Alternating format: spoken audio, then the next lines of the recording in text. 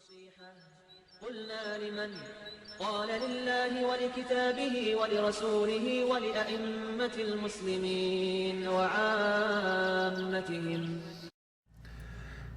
Louange à Allah, Seigneur de l'univers, que le salut et les bénédictions d'Allah soient sur le plus noble des prophètes et messagers, notre prophète Mohammed, ainsi que sur sa famille et ses compagnons et ceux qui l'ont suivi dans la bienfaisance jusqu'au jour dernier. As-tu déjà réfléchi pourquoi Allah nous a obligés à jeûner? Sachant que par sa science et sa miséricorde, jamais Allah va nous rendre une chose obligatoire sans qu'il n'y ait dans cela des bienfaits et des bénéfices pour nous. Les bienfaits du jeûne sont nombreux et connus, comme purifier son âme, dominer ses passions, parfaire son comportement. Mais il y en a un qui nous est essentiel. On en a autant besoin que notre dépendance à l'oxygène. C'est une question de vie ou de mort, sans quoi il serait impossible d'obtenir le paradis, l'amour, le pardon, la proximité d'Allah Azzawajal. As-tu trouvé? Alors écoute cette parole d'Allah Azzawajal. يا أيها الذين آمنوا كتب عليكم الصيام كما كتب على الذين من قبلكم لعلكم تتقون. Ô les croyants, on vous a prescrit le jeûne comme on l'a prescrit à ceux d'avant vous. Ainsi atteindrez-vous la piété. Donc, un des objectifs du jeûne, c'est atteindre la piété et taqwa. Et dans un autre verset, Allah dit وَتَزَوَّدُوا فَإِنَّ خَيْرَ الزَّادِ التَّقْوَى وَاتَّقُونِ يَا أُولِي الْأَلْبَابِ. Et prenez vos provisions, mais vraiment la meilleure provision est la taqwa. Et craignez-moi, ô doués d'intelligence. Et dans un autre verset, Allah dit يَا أَيُّهَا النَّاسِ إنا خلقناكم من ذكر وأنثى وجعلناكم شعوبا وقبائل لتعارفوا إن أكرمكم عند الله أتقاكم إن الله عليم خبير. Ô homme, nous vous avons créé d'un mâle et d'une femelle, et nous avons fait de vous des nations et des tribus, pour que vous vous entreconnaissiez. Le plus noble d'entre vous auprès d'Allah est le plus pieux. Allah est certes omniscient et grand connaisseur. On voit que l'objectif du jeûne, c'est l'acquisition de la taqwa, que la meilleure des provisions que l'on puisse amasser dans ce bas monde, c'est la taqwa. Le meilleur auprès d'Allah, c'est celui qui a le plus de taqwa. Et les versets allant dans ce sens sont nombreux. Mais en fait, c'est quoi la taqwa? On traduit la taqwa notamment par la piété, ou bien la crainte pieuse, ou encore la crainte révérentielle. Au niveau religieux, et taqwa, c'est ce que l'homme prend pour se protéger, se préserver, se mettre à l'abri du châtiment et la colère d'Allah. Cheikh Abdel Mohsen al-Abbad, Hafizahullah, a dit au niveau religieux et taqwa est le fait que l'homme place entre lui et la colère d'Allah une protection.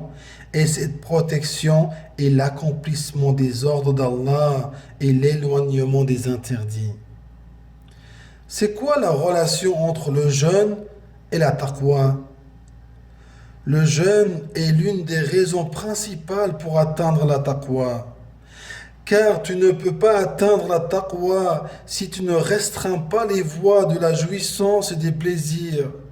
Ainsi, chaque fois que la nourriture est réduite, les passions diminuent. Et chaque fois que celle-ci diminue, les interdits sont écartés et tu deviens plus pieux.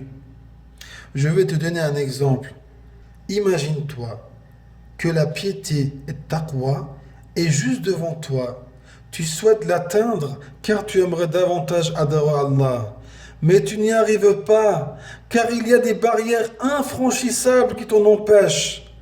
Qu'est-ce que tu as à faire? Tu n'as pas le choix. Il faut s'attaquer aux barrières.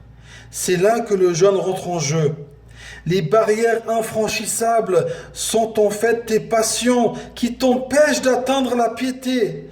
Et le jeûne, en limitant l'accès à la nourriture, la boisson et les rapports charnels, va justement faire diminuer tes passions, tes désirs, jusqu'à les réduire à néant.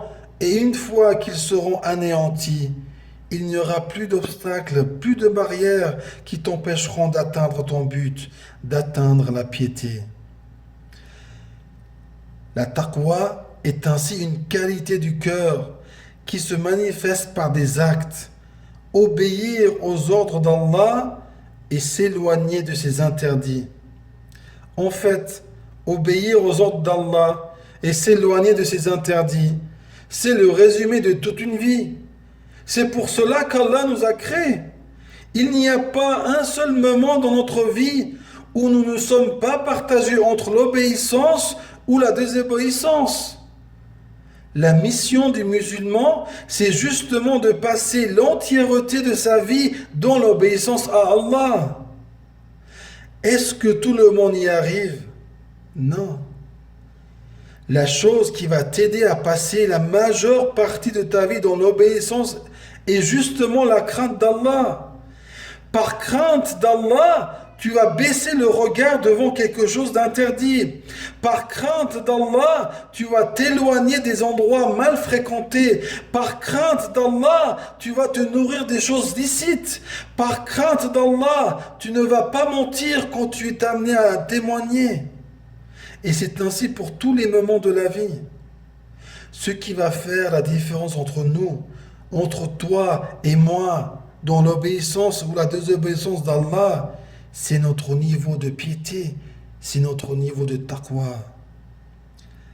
Sache que ce qui va te protéger du châtiment n'est point ta richesse, ni ta beauté, encore moins ta couleur de peau ou ta filiation, mais plutôt l'obéissance à Allah, c'est-à-dire l'accomplissement de ses ordres et l'éloignement de tout ce qu'il a interdit. C'est pour ça qu'il faut voir le mois de Ramadan comme un bon ami qui te veut du bien. Avec le jeûne et d'autres œuvres pieuses qui s'y trouvent, il va d'un côté soigner tes blessures, te purifier de tes péchés, et de l'autre côté, il va t'amener dans une dimension spirituelle que tu n'auras pas pu atteindre autrement. Alors, mon frère, ma sœur, fais bon accueil à cet ami précieux qui ne vient qu'une fois par an. À toi de jeûner avec ferveur et piété ce mois béni de Ramadan, afin d'amasser la meilleure des provisions. Car la taqwa est la cause de la réussite dans ce bas monde et dans l'au-delà. Elle conduit à la satisfaction, au pardon d'Allah, ainsi qu'au plus haut degré du paradis. Et n'oublie pas que ce bon ami, c'est Allah qui te l'envoie par miséricorde pour toi. Je termine avec cette parole de notre bien-aimé prophète Muhammad sallallahu alayhi wa sallam qui a dit Ittaqillah haythuma kunt. Crains Allah où que tu sois. Wa akhiru da'wana anil hamdulillahi rabbil alamin. والصلاة والسلام على نبينا محمد وعلى آله وأصحابه أجمعين